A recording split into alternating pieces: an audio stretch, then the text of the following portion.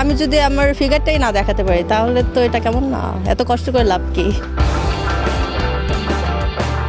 Target আছে খেলার এবং খেলানোর, দুইটাই টার্গেট আছে।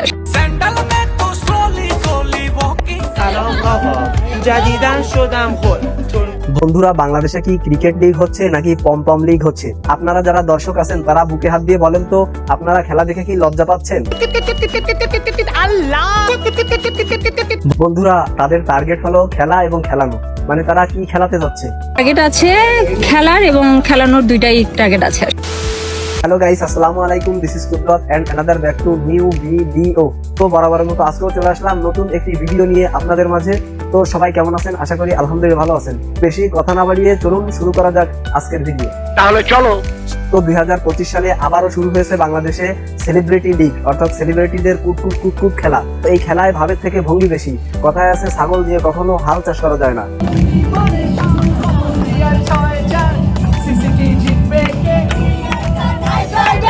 ক্রিকেট লিগের সবকিছু হচ্ছে, কিন্তু খেলাটা বাদ দিয়ে, মানে এখানে কোনো খেলাধুলা হচ্ছে না, খেলাধুলা বাদে অন্য সবকিছু হচ্ছে।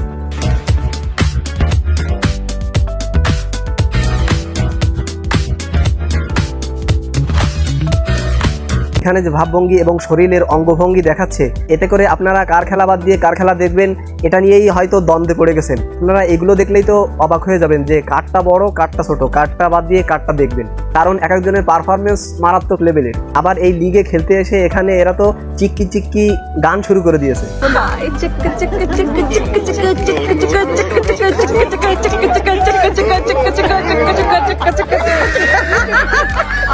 তো আসলে এখানে তো ক্রিকেট লিগ না, এখানে তো শুরু হয়েছে কুতকুত লিগ, এখানে শুরু হয়েছে জোকার লিগ, এখানে শুরু হয়ে গেছে অশ্লীল লিগ।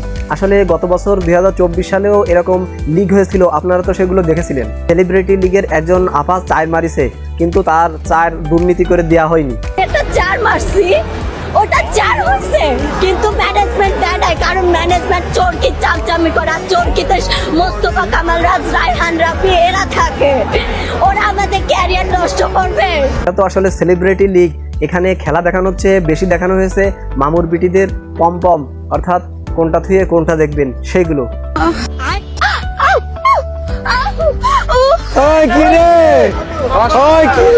যেখানে বিভিন্ন ধরনের ক্রিকেট লিগ খেলা হলে লাইভ দেখানো হয় না, সেখানে পম লিগের লাইভ সরাসরি দেখানো হচ্ছে। তো এই সরাসরি দেখাতে যে আমার মনে হয় ক্যামেরাম্যান ও সহ্য করতে পারতেছে না।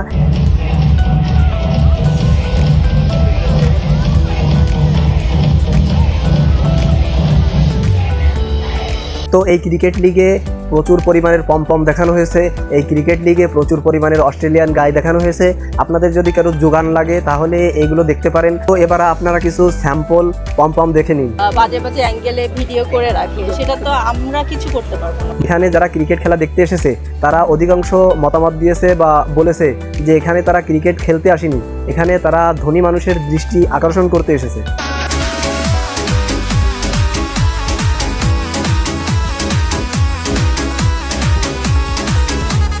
এই আপু ইন্টারভিউতে বলেছে যে তার স্বামী বাইরে থাকে, অর্থাৎ বিদেশে থাকে। তো সে ভিডিও কলের মাধ্যমে তার স্বামীকে জানিয়েছে বা বুঝিয়ে দিয়েছে যে ব্যাটের হাতল কিভাবে ধরতে হয়। আবার এই আপু বলেছে যে ক্রিকেট খেলা অবস্থায় বা ক্রিকেট খেলার পরে সে যদি সেলফি তুলে বা ছবি তুলে ফেসবুকে আপলোড করে তাহলে তার শাশুড়ি কমেন্টসে নাকি লেখে মাশাআল্লাহ খুব চমৎকার হয়েছে। তো যেখানে শ্বশুরবাড়ির লোকজন সাপোর্ট করতেছে বা অ্যাকসেপ্ট করতেছে সেখানে তো এদের কোনো সমস্যা নেই। তো আরেকজন আপু বলেছে যদি আমরা আমাদের শরীর দেখাতে না পারি, আমাদের ফিগার দেখাতে না পারি তাহলে আমরা কি বাল ছিড়লাম। আমি যদি আমার ফিগারটাই না দেখাতে পারি তাহলে তো এটা কেমন না, এত কষ্ট করে লাভ কি?